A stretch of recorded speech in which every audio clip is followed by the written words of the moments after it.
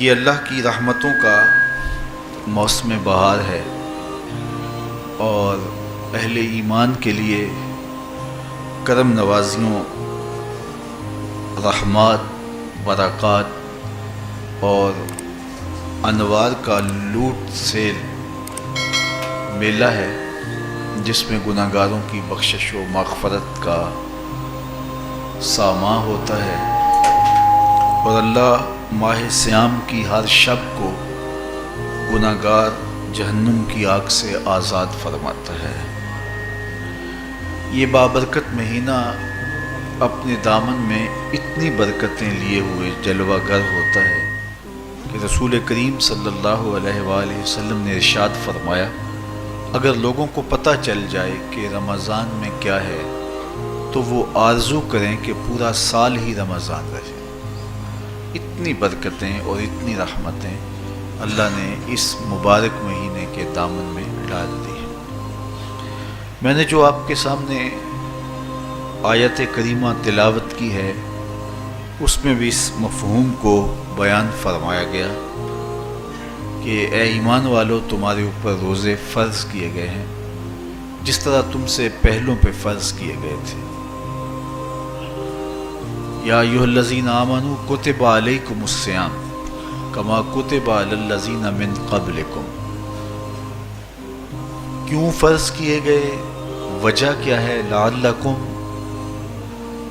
تتقون، تاکہ تم متقی بن جاؤ، تم پرہیزگار بن جاؤ۔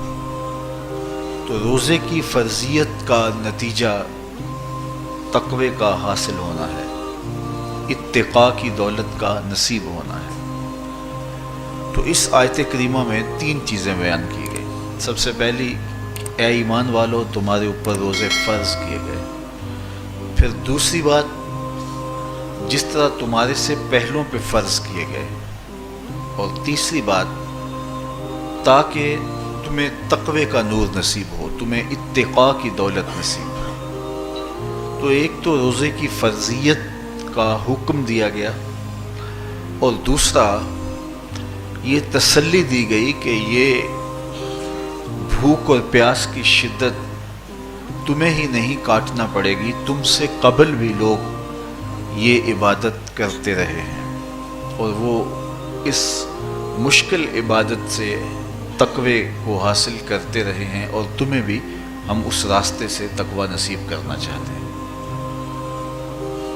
علامہ حقی علیہ رحمہ نے لکھا ہے کہ ملک تحمور الثالث، یہ حضرت آدم علیہ السلام کی اولاد سے تیسرا بادشاہ گزرا ہے، اس کے زمانے میں قحط پڑ گیا تھا، تو اس نے اپنی قوم کو یہ حکم دیا کہ ایک وقت کا کھانا آپ کھا لیں اور ایک وقت کا کھانا بچائیں اور وہ قحط زدہ علاقوں میں بھیجیں۔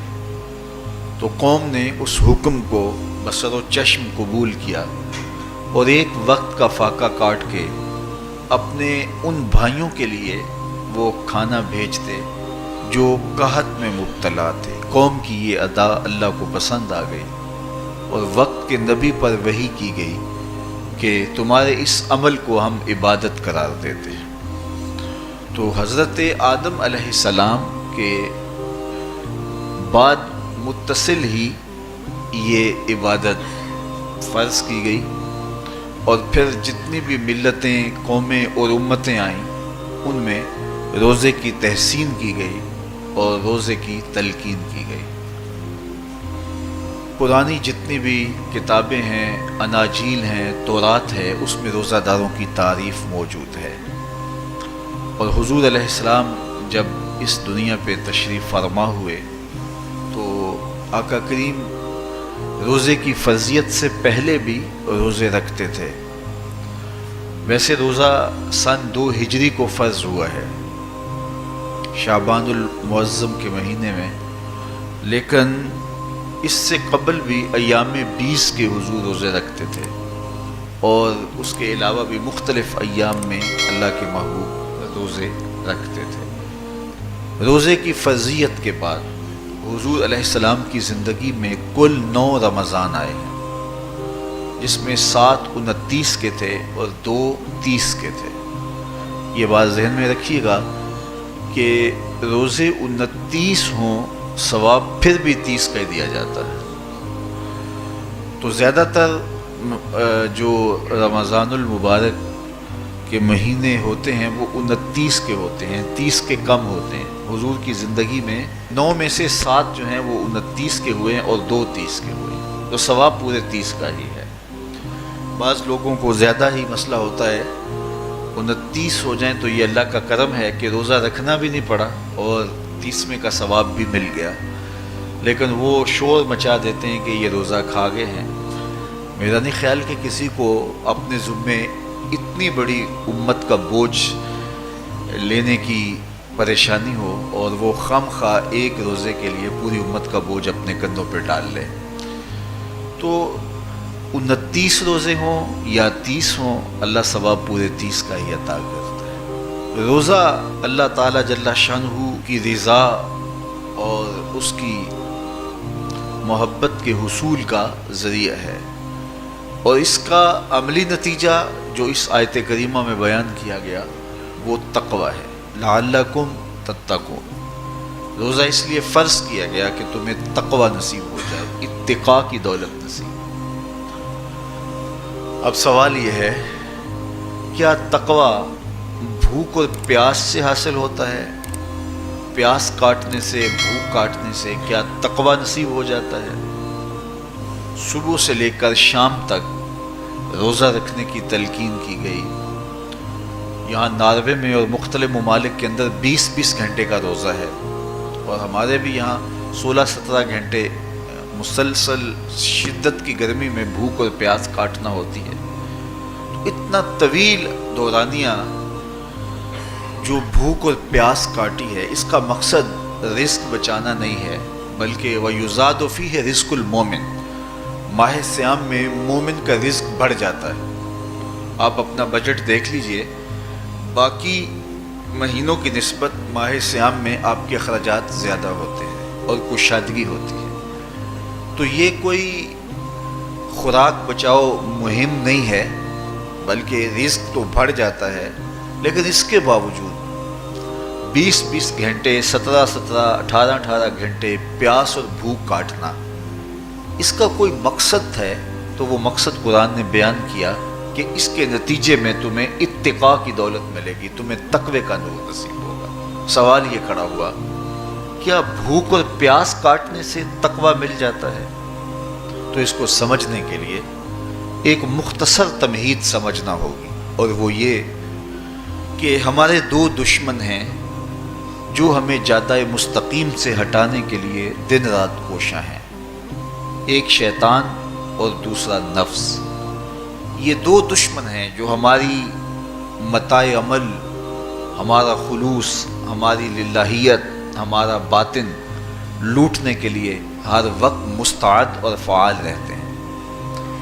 اب ان 2 دشمنوں سے ہمارے تنہا ناتواں وجود کا مقابلہ ہے، اور یہ ان میں سے جو بڑا دشمن ہے وہ نفس ہے، کیونکہ شیطان نے جب انکار سجدہ کیا تو ہم تو یہ کہتے ہیں کہ ہمیں شیطان نے بہکا دیا، لیکن شیطان نے جب انکار سجدہ کیا اور خود بہک گیا تو اس وقت کوئی دوسرا شیطان تو نہیں تھا جس نے شیطان کو بہکایا، وہ نفس تھا جس نے شیطان کو شیطان بنایا.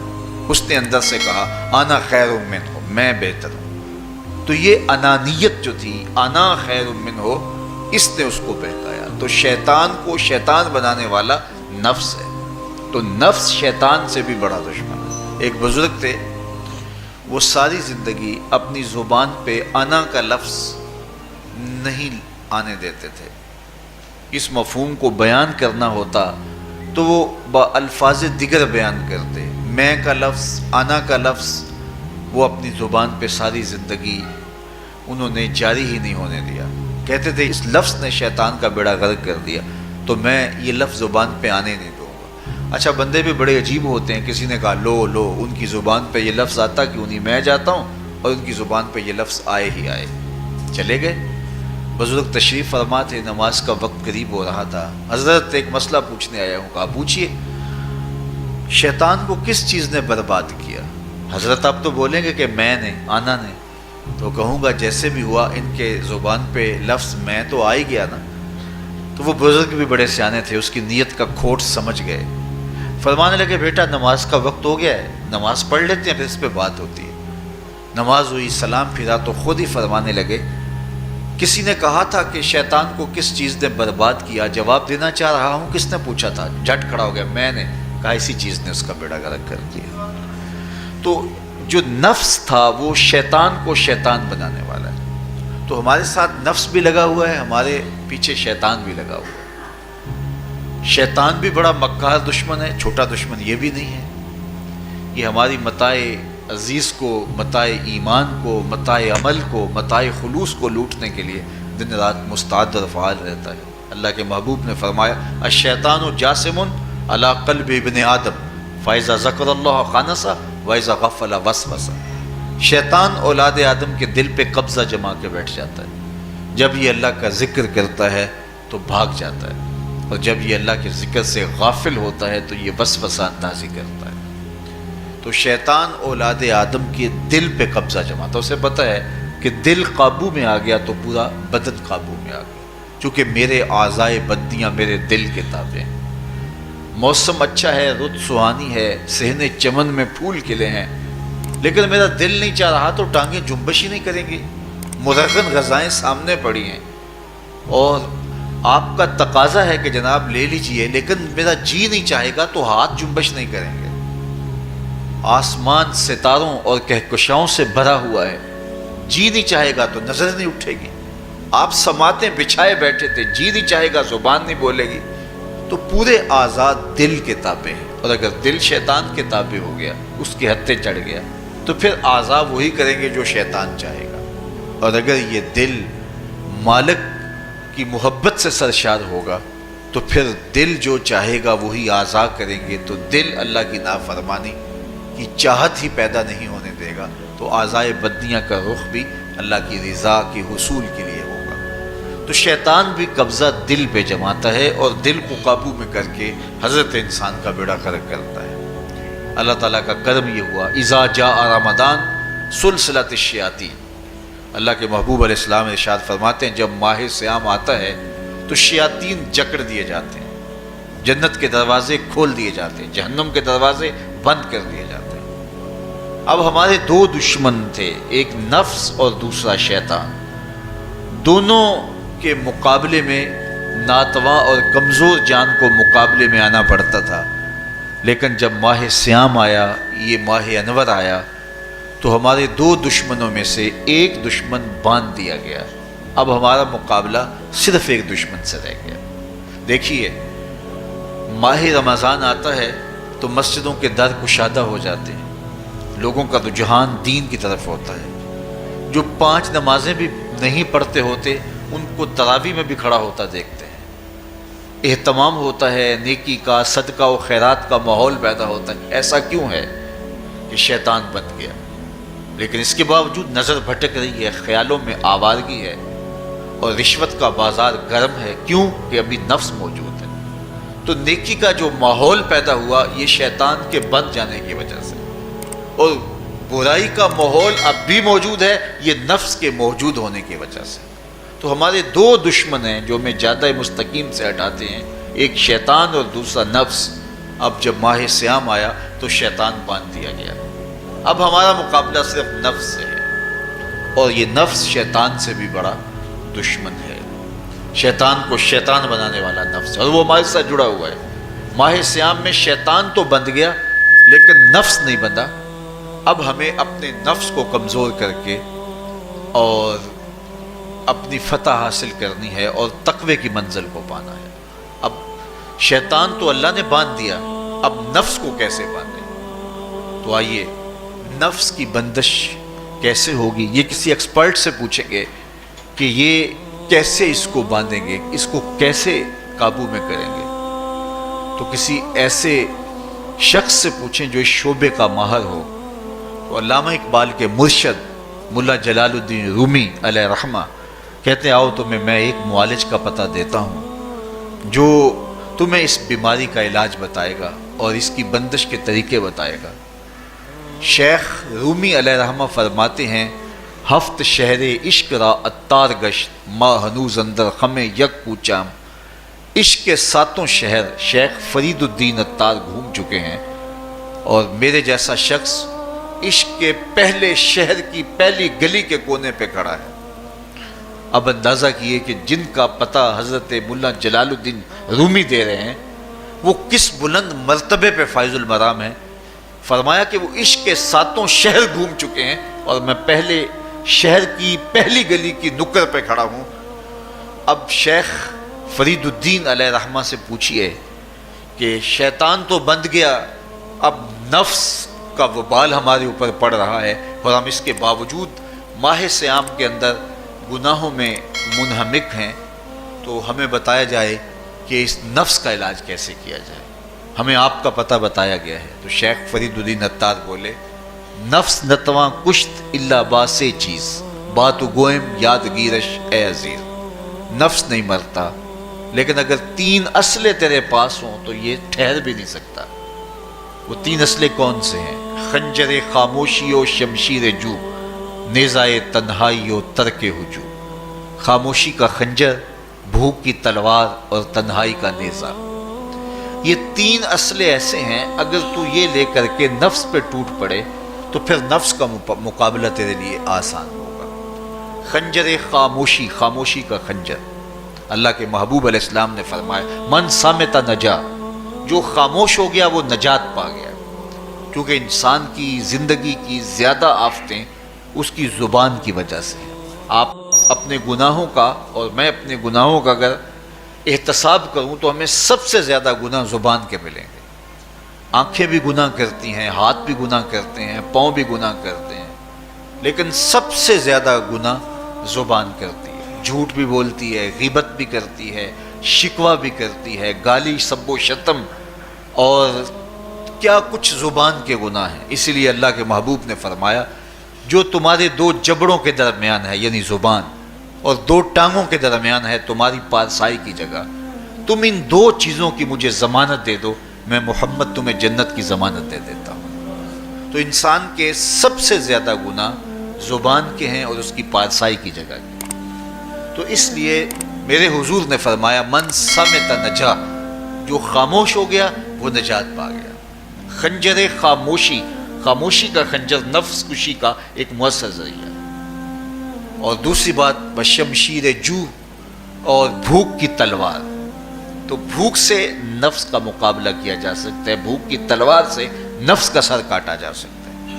اللہ کے محبوب کا فرمان سنیے یا معاشر الشباب من استطاع منکم الباء فلیتزوج فإنہ اغض للبصر واحسن للفرج فمن لم یستطع فعلیہ بالصوم فإنہ لہ وجاء۔ اے جوانوں کے گروہ، تم میں سے اگر کوئی نکاح کرنے کی طاقت رکھتا ہے تو وہ دیر نہ کرے، فی الفور نکاح کر لے، یہ نظر کا اور پارسائی کا محافظ ہے۔ لیکن اگر تم میں سے کوئی نکاح کرنے کی فی الحال پوزیشن میں نہیں ہے تو وہ کثرت کے ساتھ روزے رکھے۔ روزے قاطع شہوات ہیں، تو بھوک سے نفس کو جو ہے وہ روکا جا سکتا ہے، اس کو لگام ڈالی جا سکتی ہے۔ تیسری بات نیزہ تنہائی، تنہائی کا نیزہ، تو فرمایا گیا کہ العافیت فی العزلہ، کہ تنہائی کے اندر ہی عافیت ہے۔ جب مجلسوں میں غیبت کی بدبو پھیلتی ہو اور چغلی کا ماحول معاشرے کا جزو لا ینفک بن جائے اور مجالس کے اندر نظروں کی پاکیزگی کا قائم رہنا مشکل ہو جائے اور انسان کی زندگی کے اندر گناہوں کا بہت بڑا سبب مجلسی زندگی ہو تو پھر اس سے تنہائی بہتر ہے۔ حضرت شاہ نقشبند بخاری فرماتے ہیں کہ فقیر کے لیے سب سے اچھی جگہ اللہ کا گھر مسجد ہے، یا کسی کامل صالح شخص کی صحبت ہے، اور یا پھر تنہائی ہے۔ چوتھی جگہ ہلاکت کے علاوہ اور کچھ نہیں ہے۔ ہمیں اپنے کاروبار میں، اپنے معاملات میں، اپنی ملازمتوں میں جانے کی تلقین کی گئی تو وہاں یہ تلقین کی گئی کہ دیر سے جاؤ جلدی واپس آ جاؤ، اور مسجد میں جاتے ہوئے تلقین کی گئی کہ جلدی جاؤ اور دیر سے واپس آؤ۔ لیکن ہم مسجد کے دروازوں پہ جب دور موجود میں رش دیکھتے ہیں کہ لوگ بہت جلدی نکلنا چاہتے ہیں، حتیٰ کہ کندھوں سے کندھے ٹکرا رہے ہوتے ہیں کہ جلدی سے باہر نکل جائیں، حالانکہ وہ عافیت کی جگہ ہے، 2 منٹ زیادہ بھی ہو جائیں تو کوئی حرج نہیں ہے۔ اور ایسے لوگوں کو بھی نکلنے میں جلدی کرتے ہوئے دیکھا ہے کہ لگتا تو یہ تھا کہ شاید انہوں نے کسی ضروری کام پہ جانا ہے، لیکن باہر نکل کے بازار میں پھٹے پہ بیٹھے تھے اور مسجد سے نکلنے کی جلدی بہت تھی۔ تو مسجد میں جلدی جاؤ اور دیر سے واپس آؤ، اور بازار میں دیر سے جاؤ اور جلدی واپس آؤ، لیکن ہمارے رویے اس کے برعکس ہو گئے۔ تو تنہائی میں عافیت ہے، خاموشی میں عافیت ہے، اور بھوک میں عافیت ہے، اور یہ ساری چیزیں روزے میں میسر ہیں۔ فرمایا تم سے اگر کوئی شخص الجھے، بحث کرے، لڑائی کرنا چاہے تو تم اسے کہو انی صائم، میں نے روزہ رکھا ہوا ہے۔ اسی طرح جو ہے وہ روزے سے آپ کو یکسوئی ملے گی، قرآن مجید کی تلاوت کا ماحول ہوگا اور تم بھوک کاٹو گے، اور یہ تینوں چیزیں تمہارے نفس کو کمزور کرنے والی ہیں۔ شیطان بند گیا، نفس کمزور ہو گیا، اور جب نفس کمزور ہو گیا، کمزور ہوتا ہے، یہ نفس مرتا نہیں ہے۔ یہ تو کوئی ہے باج فقیراں کسے نہیں ماریا، باہو ظالم چور اندر نہ، یہ اندر والا چور جو ہے وہ اتنی آسانی سے قابو آتا ہی نہیں ہے، یہ پھر سر اٹھا لیتا ہے۔ اس کو جتنا کچلو، یہ کچھ عرصے کے بعد تھوڑی سی خوراک ملتی ہے تو پھر سر اٹھا لیتا ہے۔ حضرت بایزید بستامی کہتے ہیں میں نے اپنے نفس کو ایک دن کہا کہ میں تجھے خوراک بھی نہیں دیتا اور تو پھر بھی موٹا تازہ ہے، تو میرے نفس نے مجھے کہا کہ اے بایزید جب تم بازار سے گزرتے ہو تو لوگ انگلیاں اٹھا اٹھا کہتے ہیں یہ بایزید جا رہا ہے، یہ بایزید جا رہا ہے، تو مجھے میری غذا اور خوراک اس سے مل جاتی ہے۔ تو یہ خوراک ہوتی ہے نفس کی۔ تو نفس بہت ظالم ہے اور ساری زندگی اس سے لڑتے ہوئے گزرتی ہے۔ وہ کسی نے کہا تھا نا تمام عمر طوفان سے کھیلتے گزری، نیا کے ڈوبنے کا ڈر بھی رہا۔ تو یہ ساری زندگی اس طرح ٹکراتے ہوئے سے گزرتی، لیکن جب کمزور ہو جائے تو پھر یہ شیطان کو جو ہے وہ موقع نہیں دیتا ہے۔ لیکن اگر نفس اگر ماہ صیام میں ہمارا کمزور نہ ہوا، صرف ہم نے بھوک ہی کاٹی اور باقی اپنے معمولات وہی رکھے، تو میرے حضور نے فرمایا جس نے جھوٹ اور برے کام نہیں چھوڑے اور جھوٹے کام ترک نہیں کیے، اس کے بھوکا اور پیاسا رہنے کی اللہ کو کوئی ضرورت نہیں ہے۔ روزہ تو ایک مشق تھی، یہ تو باطن کی تطہیر کا ایک ذریعہ تھا، یہ تو من کی تہذیب کا ایک ذریعہ تھا، یہ تو نفس کی شر سے اپنے آپ کو بچانے اور شیطان کے مکر و فریب سے بچانے کا ایک ذریعہ تھا۔ دیکھیے شیطان بن جاتا ہے ماہ صیام میں، حدیث واضح ہے، لیکن نفس موجود رہتا ہے۔ اگر نفس کمزور ہو گیا تو شیطان چھٹ کے بھی کچھ نہیں کرے گا، کیونکہ شیطان باہر کا دشمن ہے، نفس اندر کا دشمن ہے۔ جب تک اندر والا دشمن ساتھ نہیں دیتا، باہر والا دشمن کچھ نہیں کر سکتا۔ ہمارے دیہاتوں میں چوری ہو جائے تو بوڑھے بزرگ سر جوڑ کے بیٹھ جاتے ہیں کہ چور کہاں سے آیا، کیسے آیا، تو ایک نقطے پہ سارے متفق ہوتے ہیں کہ اندر کا کوئی بھیتی ضرور موجود ہے۔ اگر اندر کا کوئی بھیتی موجود نہیں ہے تو چور باہر سے آ کے حملہ آور ہو ہی نہیں سکتا ہے۔ تو شیطان باہر کا چور ہے، نفس اندر کا بھیتی ہے، اور اگر یہ اندر والا باہر والے کا ساتھ نہ دے تو شیطان انسان پر حملہ آور ہو ہی نہیں سکتا۔ اس لیے اس کو قابو کر لیں، اس کو رام کر لیں، تاکہ شیطان چھٹنے کے باوجود بھی جو ہے وہ ہمارے اوپر حملہ آور نہ ہو سکے، ورنہ وہ تو پیچ و تاب کھا رہا ہے کہ یہ جو تم نمازیں پڑھتے ہو، سروں پہ ٹوپیاں تم نے پہنی ہیں اور بڑے شریف بن کے مسجد میں جا رہے ہو، ذرا چھٹ لوں عید کے دن ہی جو ہے وہ تمہارا سارا کیا دھرا برباد نہ کیا تو مجھے شیطان نہ کہنا۔ تو وہ سب کچھ برباد کر دیتا ہے اگر ہمارے نفس کی تہذیب نہیں ہوتی۔ تو یہ اللہ نے ایک ہمیں موقع دیا ہے، پورا 1 مہینہ ہے، ایک ورکشاپ ہے باطن کی تطہیر کے لیے اور ایک اندر کی پاکیزگی کے لیے ہمیں ایک موقع فراہم کیا گیا ہے، اور اس سے ہم بھرپور فائدہ حاصل کریں۔ قرآن مجید کی کثرت کے ساتھ تلاوت، صلاۃ التراویح میں شمولیت اور خاموشی کا اختیار کرنا، اور جو ہے وہ اللہ کے ذکر فکر کی طرف متوجہ رہنا اور بھوک کاٹنا، اس کا عملی نتیجہ یہ ہوگا کہ اتقاء کی دولت نصیب۔ دیکھیے ماہ صیام میں ہمیں ان کاموں سے بھی روک دیا گیا جو کہ کام جائز تھے، کھانا پینا اور جو ہے وہ اپنی منکوحہ سے جنسی تعلق، یہ تو وہ امور تھے کہ جو جائز تھے، مشروع تھے، لیکن اوقات روزہ میں ان جائز کاموں سے بھی ہمیں روک دیا گیا۔ اس فلسفے کو ہمیں سمجھنا ہوگا کہ جو کام شریعت میں جائز تھے، مشروع تھے، روزہ ان سے بھی رک جانے کا نام ہے۔ اور جو چیزیں شریعت میں جائز ہی نہیں ہیں، جھوٹ بولنا ہے، غیبت کرنا ہے، بد نگاہی ہے اور دیگر برے اعمال ہیں، تو یہ چیزیں تو روزہ نہ بھی ہو پھر بھی ناجائز ہیں۔ تو جو چیزیں جائز تھی روزے میں ان سے بھی منع کر دیا گیا، اور جو چیزیں ناجائز ہیں تو اگر کوئی شخص ان چیزوں سے نہیں رکتا تو پھر اس نے روزہ کیا رکھا؟ ایک بندہ بھوک کاٹتا ہے لیکن جھوٹ بولتا ہے، ایک بندہ پیاس کاٹتا ہے لیکن غیبت کرتا ہے، ایک بندہ صبح سے شام تک نہ کچھ کھاتا ہے نہ کچھ پیتا ہے لیکن رشوت لیتا ہے، پھر مجھے بتائیے اس نے روزہ کیا رکھا؟ روزہ تو ایک مشق تھی کہ جو چیزیں جائز تھی ان سے بھی منع کر دیا گیا، ان سے بھی روک دیا گیا، اور جو ناجائز تھی وہ تو پہلے ہی ناجائز تھی، روزے کے بغیر بھی ناجائز تھی۔ تو اس لیے روزہ ایک مشق ہے۔ ہمارے سامنے مرغن غذا موجود ہے، ہمارے پاس سامنے ٹھنڈا مشروب موجود ہے، اور ہمیں مشق کرنے کی تلقین کی گئی کہ تمہیں بھوک ہے، شدت کی پیاس ہے، لیکن صبر کر کے دکھاؤ تم نہیں لوگے، یہ تمہاری مشق ہے۔ تو پھر جو حرام ہوگا، اللہ کی طرف سے ممنوع ہوگا، تو اس کو تم کس طرح لوگے جب تمہاری یہ مشق ہو چکی؟ لیکن ہم اس مشق کے اندر ہی جب ان سے نہیں رکیں گے تو پھر ہمارا روزہ ہی نہیں ہوگا، پھر بھوک اور پیاس کاٹنے کے علاوہ کچھ نہیں ہوگا۔ بہت سارے روزہ دار ایسے ہیں جن کا روزہ سوائے بھوک اور پیاس کاٹنے کے کچھ نہیں ہے۔ اس لیے جن چیزوں سے اللہ نے منع کیا ہے ان سے تو رکنا ہی رکنا ہے۔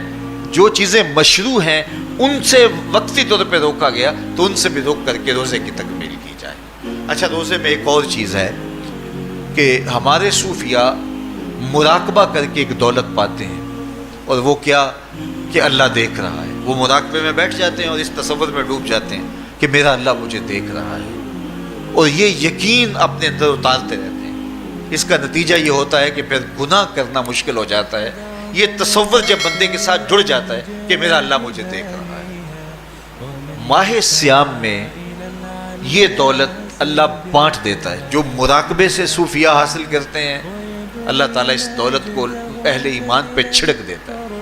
کڑکتی دھوپ، برستی گرمی، زبان کانٹا، ہونٹ خشک، ٹھنڈا پانی دستیاب، دروازہ مقفل، کوئی دیکھنے والا بھی نہیں ہے، لیکن بندہ ایک گھونٹ بھی نہیں پیتا، وضو کرتے بھی احتیاط کرتا ہے کوئی قطرہ حلق سے نیچے نہ اتر جائے، کیوں کہ میرا اللہ مجھے دیکھ رہا ہے۔ جو چیزیں صوفیاء کو مراقبے سے نصیب ہوتی ہیں، ماہ سیام میں اللہ اس دولت کو بانٹ دیتا ہے، چھڑک دیتا ہے، بارش کی طرح وہ دولت برستی ہے، اور یہ تصور ہمارے ساتھ جڑ جاتا ہے کہ میرا اللہ مجھے دیکھ رہا ہے۔ ہم پانی نہیں پیتے، اللہ دیکھ رہا ہے، مرغن غذائیں موجود ہیں کہ اللہ دیکھ رہا ہے۔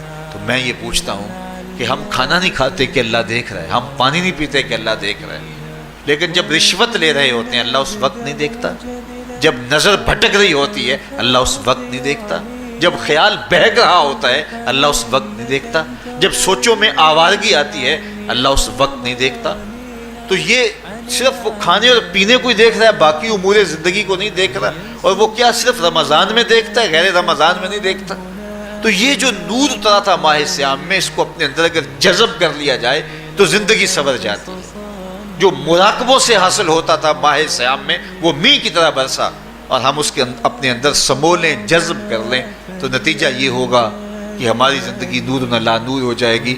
اور یہ تصور جب انسان کی زندگی میں جم جائے تو یہ گناہوں سے روکنے کا مؤثر ذریعہ ہے کہ میرا اللہ مجھے دیکھ رہا ہے۔ مجھے بتائیے اس سے بڑا ہیجان انگیز بھی کوئی منظر ہو سکتا ہے کہ حسن کی پتلی ہے، اور جو ہے وہ اس کی ایک ایک ادا اور اشوے سے قیامتیں پھوٹتی ہیں، اور وہ خود جناب یوسف کے سامنے اپنے حسن کو پیش کر رہی ہے۔ ساتوں دروازے بھی مکفل ہیں، بت کے اوپر بھی کپڑا ڈال لیا، اور زلیخا حضرت یوسف کو خود کہہ رہی ہے تالک یوسف اب تو آ جاؤ نا، ذرا آنکھ اٹھا کے میرے جلوے دیکھو۔ لیکن جناب یوسف کیا بولتے ہیں؟ قال معاذ اللہ، میں اللہ کی پناہ میں آتا ہوں۔ کہا تو 7 دروازے بند کر کے لوگوں کی نظروں سے چھپ گئی، اور موٹا کھیس ڈال کے اپنے زوم میں اپنے جھوٹے خدا سے بھی شرم کرتی ہے اور اس سے چھپ گئی، میں اس خدا سے حیا کیوں نہ کروں جو 7ویں کوٹری میں بھی دیکھ رہا ہے۔ پھر اتنی روشنیاں برسی، اتنا یقین برسا کہ گناہ کیا، گناہ کا تصور بھی محال ہو گیا۔ تو مجھے بتائیے کتنا ہیجان انگیز منظر تھا جب حسن قدموں میں بچھنے کے لیے خود بےتاب تھا، اور حضرت یوسف جوان رانا ہے، جوانی اور شباب پورے بانکپن پہ ہے، اور ادھر حسن مچل مچل کے قدموں میں بچھ رہا ہے، لیکن یہ جذبہ کہ میرا اللہ مجھے دیکھ رہا ہے ایسی رکاوٹ بنتا ہے، کالا معاذ اللہ، کہا میں اللہ کی پناہ میں آتا ہوں۔ تو یہ یقین جب بندے کے ساتھ جڑ جاتا ہے کہ میرا اللہ مجھے دیکھ رہا ہے، تو پھر انسان کے لیے گناہ سے بچنا کوئی مشکل نہیں ہوتا۔ گھر میں فاقے ہوں، مشکل میں بندہ پھنسا ہو اور اس کو رشوت مل رہی ہو، تو پھر اپنا ہاتھ روکنا بڑا مشکل ہوتا ہے، بلکتے بچوں کا خیال آتا ہے۔ لیکن جب یہ خیال ہو کہ میرا رب میرا رازق ہے اور میرے اس عمل کو دیکھ رہا ہے، تو پھر بندہ اس کو پرے کا کی حیثیت بھی نہیں دیتا، اور جب وہ پاؤں کی ٹھوکر پہ بھی نہ رکھے تو پھر اللہ فرماتا ہے وَيَرْزُقُهُ مِنْ حَيْثُ لَا يَحْتَسِبُ، تو یہ کر کے دیکھ میں تجھے وہاں سے رزق دوں گا جہاں سے تجھے گمان بھی نہیں ہوگا۔ تو اپنے یقین کو کھڑا کر کے دیکھ، میرے اوپر اعتماد کر کے دیکھ۔ میرے حضور نے فرمایا اللہ پر توکل کرنے کا جو حق ہے اگر تم ادا کرو، وہ تمہیں ایسے رزق دے جیسے پرندوں کو عطا کرتا ہے۔ صبح گھر سے نکلتے ہیں خالی پیٹ ہوتے ہیں، ہمیں تو پتہ ہے دفتر میں جانا ہے، ہمیں تو پتہ ہے دکان پہ جانا ہے، ہمیں تو پتہ ہے فیکٹری میں جانا ہے، ہمیں تو پتہ ہے کہ ہم نے فلاں جگہ جا کے دہاڑی لگانی، لیکن ان کا کوئی کاروبار نہیں ہوتا، کوئی فیکٹری نہیں ہوتی۔ جدھر جی آیا صبح جو ہے وہ اڑان بھر دی، بند توکل پنچھی اڑتے، خرچ نہ پلے زیرہ ہو، نہ کوئی راز ہے نہ کوئی کاروبار ہے، لیکن کبھی ایسا نہیں ہوا کہ شام کو خالی پیٹ آئے ہوں۔ تو کہا اگر تم اللہ پہ توکل کر لو، وہ بھی تمہیں ایسے رزق دے جیسے پرندوں کو رزق عطا کرتا ہے۔ پرندوں میں سے ایک پرندہ ہے ہنس، یہ سچے موتی کھاتا ہے، اور آپ پنساری کے پاس موتی لینے جائیں تو ہزاروں روپے تولے کے ماشے کے حساب سے آپ لیں، تو پھر بھی آپ سوچتے ہیں کہ پتہ نہیں یہ خالص دیا یا نہیں دیا۔ وہ اتنے نایاب اور کامیاب ہیں کہ آپ ماشوں اور تولوں میں خریدتے ہیں اور پھر بھی آپ کو شک رہتا ہے کہ یہ خالص ہیں یا کہ نہیں۔ اور ہنس کھاتا ہی وہ ہے، اور دنیا پر ایک نہیں لاکھوں کروڑوں ہنس ہیں، اور روزانہ صبح و شام کھاتے ہیں اور پیٹ بھر کے کھاتے ہیں، اور اللہ انہیں روز عطا بھی کرتا ہے۔ تو یہ مالک وہ ہے، رازق ہے۔ جب اس پہ توکل اور اس پہ یقین پیدا ہو جاتا ہے تو پھر مشکل نہیں رہتا، پھر آسانی پیدا ہو جاتا ہے۔ تو روزوں میں اللہ تعالیٰ یہ یقین دیتا ہے کہ وہ مجھے دیکھ رہا ہے، بندہ یہ تیقن پیدا کر لیتا ہے کہ میرا اللہ مجھے دیکھ رہا ہے۔ بعض کا چھوٹے بچے روزہ رکھ لیتے ہیں تو مائیں بے چین ہو جاتی ہیں، جب دوپہر کے وقت پھول جیسے بچے کملا جاتے ہیں تو مائیں انہیں بند کمرے میں کوئی کھانا یا کوئی ٹافی یا کوئی اور چیز یا چاکلیٹ دیتی ہیں کہ بیٹے یہ کھا لو، تو وہ بچے نہیں کھا رہے ہوتے، تو مائیں کہتے ہیں پتر کھا لو کوئی نہیں دیکھ رہا، تو وہ بچے بھی کہتے ہیں اللہ دیکھ رہا ہے۔ تو وہ جو صوفیاء کو مراقبوں سے ملتا ہے وہ ایک بچے کو بھی نصیب ہو رہا ہے کہ میرا اللہ مجھے دیکھ رہا ہے۔ یہاں ایک اور بھی تسلی ہے، ہم ہزار گناہ گار سہی، ہم ہزار سیاہ کار سہی، لیکن ہمارا رب پہ کتنا یقین ہے رمضان میں پتہ چلتا ہے کہ اس ذات پہ ہمارا کتنا تیقن ہے، کتنا یقین ہے، جس کو دیکھا نہیں، چھوا نہیں، بات نہیں ہوئی، جو تصور خیال کی حدود سے بنا ہے، اتنا یقین ہے کہ ہم پانی نہیں لیتے، کھانا نہیں لیتے کہ میرا اللہ مجھے دیکھ رہا ہے۔ کاش کہ اس کو ہم اپنی پوری زندگی میں پھیلا لیں، اور اس کو زندگی میں جب ہم طاری کر لیں گے تو پھر گناہ کرنا محال اور ناممکن ہو جائے گا، اور زندگی نور علی نور ہو جائے گی، اور یہی تقوی کا حصول ہے۔ تو فرمایا اے ایمان والو، تمہارے اوپر روزے فرض کر دیے گئے جس طرح تم سے پہلوں پہ فرض کیے گئے تھے، لعلکم تتقون، تاکہ تم متقی بن جاؤ، تاکہ تم پرہیزگار بن جاؤ۔ حضرت سلمان فارسی رضی اللہ تعالیٰ عنہ سے مروی ہے کہ جب شعبان کی 29 تاریخ ہوتی تو اللہ کے محبوب ہمیں خطبہ ارشاد فرماتے، اس میں رمضان المبارک کے فضائل بیان کرتے اور کہتے تمہارے پاس ایک شہر عظیم عزت اور عظمت والا مہینہ آ رہا ہے، جس کا ہر دن باقی سال کے دنوں سے افضل ہے، جس کی ہر رات باقی سال کی راتوں سے افضل ہے، اور اس میں ایک رات ایسی ہے لیلۃ القدر جو 1000 مہینے سے بہتر ہے۔ تو یہ اللہ تعالیٰ کی رحمتوں کا روپ ہے، رحمتوں کے دروازے کھول دیے جاتے ہیں، اور روزہ دار کا روزہ بالخصوص عصر کے وقت، شام کے وقت، پچھلے پہر، روزہ دار کے خالی معدے سے جو ایک بو اٹھتی ہے، مہک اٹھتی ہے، اللہ کو کستوری سے بھی زیادہ محبوب ہوتی ہے۔ اللہ اکبر۔ اور فرمایا للصائم فرحتان، فرحتن عند فطرہ و فرحتن عند لقاء ربہ، روزہ دار کے لیے دو خوشیاں ہیں۔ ایک خوشی اسے تب ملتی ہے جب وہ روزہ کھولتا ہے سارے دن کی بھوک اور پیاس کاٹ کے، جب شام کو ٹھنڈا اور میٹھا مشروب اسے ملتا ہے اور وہ مشروب اپنے جو ہے وہ منہ میں ڈالتا ہے، وہ معدے کی طرف اترتا ہے، تو اس کی زبان بولے نہ بولے اس کا ایک ایک انگ اللہ کی تسبیح بول رہا ہوتا ہے اور اللہ کا شکر ادا کر رہا ہوتا ہے۔ اس وقت اسے ایک عجیب فرحت ہوتی ہے کہ اتنا طویل لمبا روزہ تھا، شکر ہے کہ میرا روزہ تکمیل کو پہنچا۔ ایک روحانی مسرت، پھر روزہ کھلنے کے وقت اس کو بدنی مسرت، تو ایک فرمایا اس کو فرحت تب ملتی ہے جب وہ روزہ کھولتا ہے۔ وَفَرْحَةٌ عِنْدَ لِقَاءِ رَبِّهِ، اور دوسری فرحت اسے تب ملے گی جب روزے کے صلے میں اللہ اپنے رخ سے پردہ ہٹا دے گا اور اللہ اپنا دیدار عطا فرمائے گا۔ تو یہ روزے دار کے لیے خوشیاں ہیں۔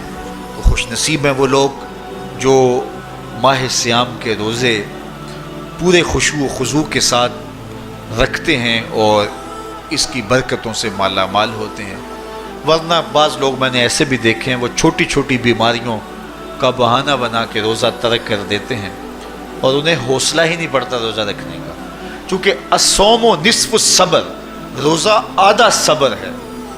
میں سمجھتا ہوں، میں شوگر کا مریض ہوں اور 4 سے 5 گھنٹے اگر مجھے کچھ کھانے کو نہ ملے تو میری طبیعت میں ایسا اضطراب اور بے چینی پیدا ہو جاتی ہے کہ میں گھر والوں سے الجھنے کی کیفیت میں بھی آ جاتا ہوں۔ لیکن ماہ صیام میں 20 گھنٹے بھی کاٹ لیتا ہوں، لیکن میری طبیعت پہ کوئی بوجھ اس لیے نہیں ہوتا کہ میں اللہ کی رضا کو اپنے ذہن کے ایک ایک گوشے میں رکھے ہوئے ہوتا ہوں۔ تو یہ آدھا صبر ہے، یہ صبر سکھاتا ہے۔ اور پھر روزے سے جب ہم بھوک کاٹتے ہیں تو غربا، مساکین، وہ لوگ جو بیچارے بھوک اور پیاس کاٹ کے زندگی گزارتے ہیں، ان کا بھی ہمیں خیال آتا ہے کہ ہمیں تو اپنے اختیار سے چند لمحوں کے لیے بھوک کاٹنی پڑی، تو اس کی کلفت اور اس کی اذیت اتنی ہے۔ تو جو شخص مجبوری کی وجہ سے کاٹتے ہیں اور ان کے بلکتے بچے ان کے سامنے ہوتے ہیں تو پھر ان کا عالم کیا ہوگا۔ تو اس سے پھر صدقہ اور خیرات کا ماحول پیدا ہوتا ہے اور ہم غربا کو اپنے ساتھ خوشیوں میں شریک کرتے ہیں۔ اللہ تعالیٰ جل شانہ ہمیں ماہ صیام کے روزے، صلاۃ التراویح، دیگر صالح اعمال کی توفیق دے۔ وآخر دعوانا ان الحمد للہ رب العالمین۔ مزید اس طرح کی اچھی ویڈیوز کے لیے ہمارے چینل دا میسنجر آف اللہ کو سبسکرائب کریں اور ثواب کی نیت سے اس ویڈیو کو زیادہ سے زیادہ شیئر کریں۔ جزاک اللہ۔